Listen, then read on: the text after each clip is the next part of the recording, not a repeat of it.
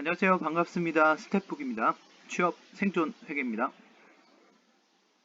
전사회계 2급 기출 95회 이론 A형 9번 문제 보도록 하겠습니다. 정말 중요한 문제인데요. 물가 하락과 재고 자산과 매출 원가가 어떤 관계인가?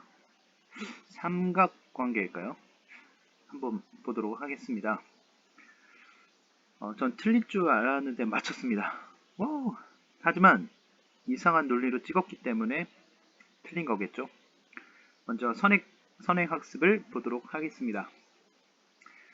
비용, 매출 원가는 비용이잖아요. 매출을 했으면 수익인데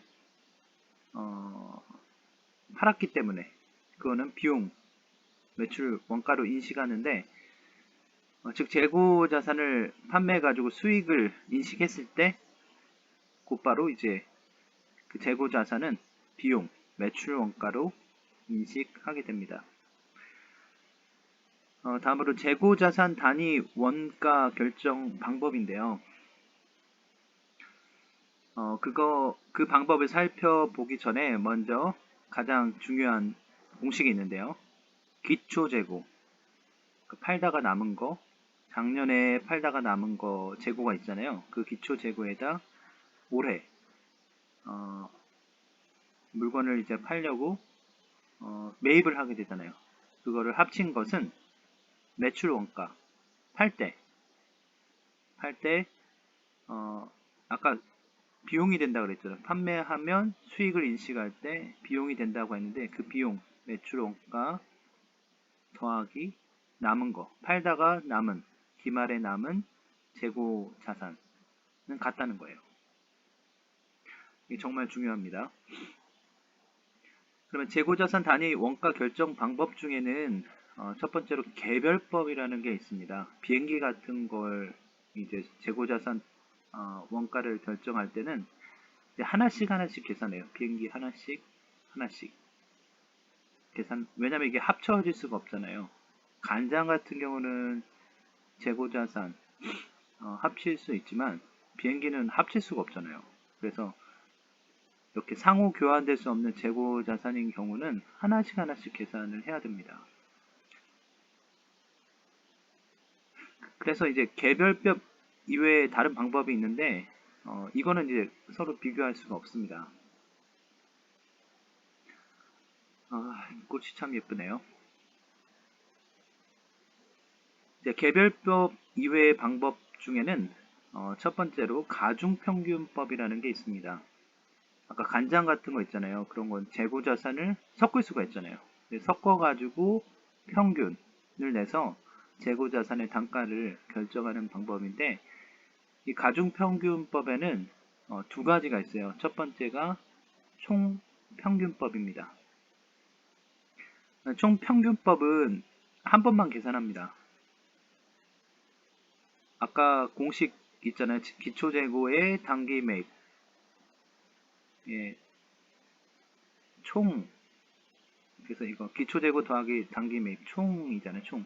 그래서 그거를 판매 수량으로 나눈 것. 이거를 재고자산 단위 원가로 결정하는 겁니다. 결정하는 방법입니다. 그러면 총평균법으로 기말 재고는 어떻게 구할까요? 아까 구한 기초재고 더하기 단기 매입 판매 수량을 나눈 값 재고자산의 단위 원가에다 기말 재고 이제 판매하고 남은 기말 재고는 알 수가 있잖아요. 그리고 몇 개인지도 알 수가 있잖아요. 그 수량 또 뭐 간장이면 몇 리터 알 수가 있는데 그거를 곱하면 바로 기말 재고가 됩니다. 기말 재고 금액을 구할 수 있습니다. 그러면 매출 원가는 어떻게 구할까요? 아까 공식의 기초 재고 더하기 단기 매입은 매출 원가 더하기 기말 재고잖아요. 그래서 매출 원가는 아까 그 재고자산 단위 원가를 구하고 거기에다 기말 재고 수량을 곱하면 기말 재고 금액을 알 수 있잖아요.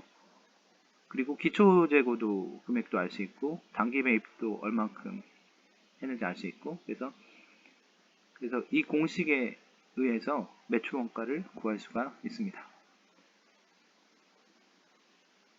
가중평균법에는 아까 총평균법 있다고 했고, 다음으로는 이동평균법이 있습니다. 아까 총평균법은 한 번만 계산하는데 이동평균법은 여러 번 계산해야 됩니다. 그러니까 재고자산이 생길 때마다, 그러니까 단기 매입을 할 때마다 계산해야 되고, 또 팔 때마다, 그 재고자산을 팔 때마다 또 평균을 구해야 됩니다. 이게 이동평균법입니다. 그럼 다음으로는 선입선출법 보겠습니다. first in, first out이잖아요. 먼저 들어온 재고자산을 먼저 파는 것입니다. 그래서 보통 이제 인플레이션이 일어나잖아요. 물가가 상승하는데, 그래서 먼저 들어온 재고자산이 싸죠. 왜냐면 물가가 이렇게 상승하니까 먼저 들어온 재고자산은 싸고, 나중에 기말 재고 이제 비싸게 됩니다. 원가가 비싸게 되죠. 그래서 기말 재고 원가는, 왜냐면 먼저 들어온 것을 파니까 기말 재고는 나중에 들어온 게 기말 재고가 되잖아요. 그래서 이제 비싸게 된, 물가가 상승하니까 그런 시가랑 이제 기말 재고 원가랑 비슷하게 됩니다. 다음으로는 후입 선출법 보겠습니다. 후입 선출법은 선입 선출법과는 반대로 이제 last in, first out이잖아요. 그래서 나중에 들어온 이제 재고 자산을 first, 먼저 파는 것입니다. 그래서 아까처럼 인플레이션, 물가가 상승할 때, 이렇게 상승할 때는 먼저 들어온 재고 원가는 싼데 이제 나중에 팔리잖아요. 왜냐면 후입선출법은 나중에 들어온 재고 자산을 먼저 파니까 먼저 들어온 재고 자산은 이제 안 팔리고 남게 되니까 이제 기말 재고 자산이 되잖아요. 그래서 후입선출법 같은 경우는 이제 나중에 팔리기 때문에 이제 기말 재고 원가는 이제 싸게 되는 겁니다. 그러면 이제 문제 보도록 하겠습니다. 읽어보겠습니다. 물가가 지속적으로 하락하는 경우에, 아까는 물가가 상승할 때 봤었는데, 물가가 이렇게 지속적으로 이렇게 하락할 때 재고자산의 수량이 일정하게 유지된다면, 재고자산이 이렇게 일정하게 유지된다면 매출 원가가 가장 작게 나타나는 재고자산 평가 방법은 무엇일까? 매출 원가가 가장 작게 나타나는 재고자산 평가 방법은 무엇일까? 아까 살펴봤잖아요. 개별법, 총평균법, 선입선출법, 후입선출법. 근데 아까 개별법은 그 재고자산 하나씩 계산해야 되기 때문에 이거는 비교할 수가 없어서 이거는 제외되고, 총평균법, 선입선출법, 후입선출법 중에 매출 원가가 가장 작게 나타나는 재고자산 평가 방법이 뭘까 한번 보도록 하겠습니다. 첫 번째로 한번 생각해 볼게. 물가가 지속적으로 하락한다는 말이 뭘까요? 그러니까 예를 들면 2021년 1월 1일 기초 재고자산 원가가 크고, 왜냐면 물가가 이렇게 하락하니까. 그 다음에 2021년 12월 31일 기말재고자산 원가는 작아지죠. 그런 뜻인 거고요. 두 번째는 재고자산 수량이 일정하게 유지된다는 말은 뭘까요?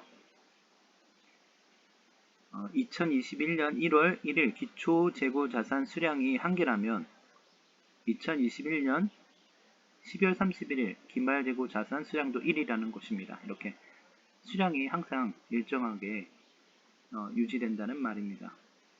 그럼 세 번째로 매출 원가가 가장 작다는 말은 뭘까요? 아까 중요한 공식이 있다고 그랬잖아요. 기초재고 플러스 단기 매입은 매출 원가 더하기 기말재고. 그래서 매출 원가가 작다는 것은, 비용이 작다는 것은, 그러니까 많이 팔리지 않았다는 거죠. 그러니까 매출도 많이 일어나지 않은 것. 그러니까 매출이 많이 일어나지 않았으니까 매출 원가, 비용도, 그에 대응하는 비용도 적어지겠고, 그러니까 안 팔리고 남은 기말 재고가 이제 엄청 쌓인다는 거죠. 그게 매출 원가가 작다는 말이겠죠. 그러면 기말 재고가 가장 큰 재고자산 단위원가 평가 방법은 뭘까요? 일단 재고자산이 2021년 1월 1일 근처에 남아있는 것이 단위원가가 큽니다. 왜냐면 아까 물가가 하락한다고 했잖아요. 물가가 하락한다고 했으니까 2021년 1월 1일에가 물가가 가장 크니까 재고자산이 2021년 1월 1일 근처에 나가는 것이 단위원가가 크죠. 근데 후입선출법 같은 경우는 나중에 들어온 재고자산을 먼저 파는 거잖아요. 그러면 먼저 들어온 재고자산이 남게 되잖아요. 그러니까 2021년 1월 1일 근처에 그 재고자산이 남게 되니까 이게 물가가 점점점 하락하는 경우는 그 기말 재고가 원가가 가장 큰 게 되겠죠. 그래서 후입선출법으로 계산한 것이 기말 재고가 가장 큽니다. 근데 반론할 수도 있겠는데 선입선출법 같은 경우는 반대니까 후입선출법에 비해서 기말 재고가 작은 것은 알겠는데, 그러면 개별법, 총평균법과 후입선출법은 어떻게 비교할 수 있죠? 이렇게 물어볼 수 있잖아요.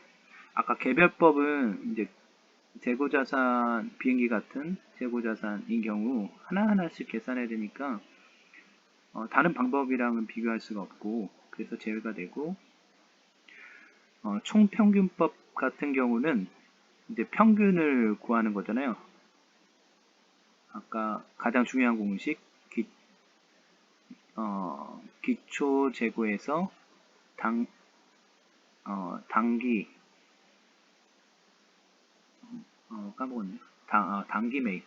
기초 재고에서 단기 매입을 합친 거에 뭐를 나눈다 그랬죠? 판매 수량으로 나눈다 그랬잖아요. 그래서 그렇게 되면 중간값이 되잖아요. 평균이니까. 그러니까 기말 재고가 가장 크다고는 할 수 없겠죠. 왜냐면 평균, 중간값이니까.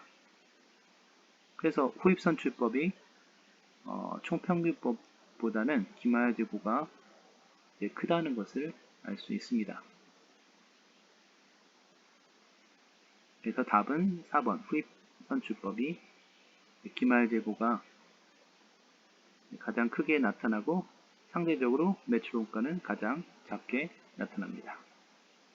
이상입니다. 감사합니다.